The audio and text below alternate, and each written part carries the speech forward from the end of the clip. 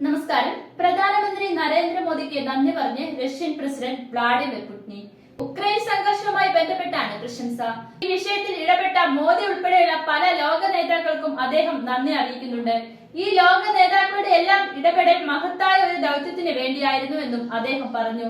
ഒന്നാമതായി, ഉക്രൈൻ വിഷയത്തിൽ ഇത്രയധികം ശ്രദ്ധ ചെലുത്തിയത് അമേരിക്കൻ പ്രസിഡന്റ് മിസ്റ്റർ ട്രംപിന് നന്ദി പറഞ്ഞുകൊണ്ട് ഞാൻ ആരംഭിക്കുന്നു. പീപ്പിൾസ് റിപ്പബ്ലിക് ഓഫ് ചൈനയുടെ ചെയർമാൻ, ഇന്ത്യയുടെ പ്രധാനമന്ത്രി, ബ്രസീൽ, ദക്ഷിണാഫ്രിക്ക റിപ്പബ്ലിക്കിന്റെ പ്രസിഡന്റ് എന്നിവർക്കും ഞാൻ നന്ദി പറയുന്നു.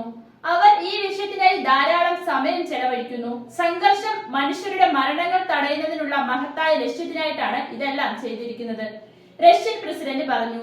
വെടിനിർത്തലിന് തയ്യാറായ ഉക്രൈന്റെ നടപടിയെ സ്വാഗതം ചെയ്യുന്നു.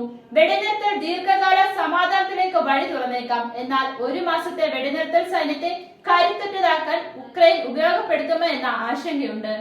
യുദ്ധം തുടങ്ങാൻ കാരണമായ അടിസ്ഥാന കാരണങ്ങൾ പരിഹരിക്കപ്പെടണം. വെടിനിർത്തലുമായി ബന്ധപ്പെട്ട ചില വിഷയങ്ങളിൽ മാറ്റങ്ങൾ വേണ്ടിവരുമെന്നും അദ്ദേഹം വ്യക്തമാക്കി.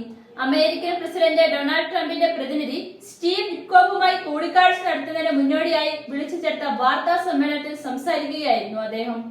അതേസമയം ഇടക്കാല വെടിനിർത്തൽ കരാറിനോടുള്ള റഷ്യയുടെ പ്രതികരണം കൃത്രിമമാണെന്നായിരുന്നു ഉക്രൈൻ പ്രസിഡന്റ് വ്ളാഡിമിർ സെലൻസ്കിയുടെ പ്രതികരണം. പുടിൻ യഥാർത്ഥത്തിൽ വെടിനിർത്തൽ കരാർ നിരസിക്കാൻ തയ്യാറെടുക്കുകയാണ്. എന്നാൽ ഇക്കാര്യം US പ്രസിഡന്റ് ഡൊണാൾഡ് ട്രംപിനോട് നേരിട്ട് പറയാൻ അദ്ദേഹത്തിന് ഭയമാണ്.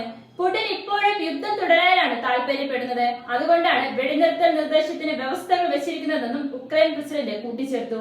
അമേരിക്കയുമായി നടത്തിയ ചർച്ചയിലാണ് 30 ദിവസത്തെ വെടിനിർത്തലിന് ഉക്രൈൻ തയ്യാറായത്. റഷ്യ കൂടി സമ്മതിക്കുകയാണെങ്കിൽ മാത്രമേ കരാർ പ്രാബല്യത്തിൽ വരികയുള്ളൂ. എന്നാൽ റഷ്യ എന്തൊക്കെ ഉപാധികളായിരിക്കും മുന്നോട്ട് വെക്കുക എന്നുള്ളത് നിർണായകമാകും. ഇരു കക്ഷികളും തയ്യാറെടുക്കുകയാണെങ്കിൽ മറ്റൊരു 30 ദിവസത്തിൽ കൂടി കരാർ നീട്ടും.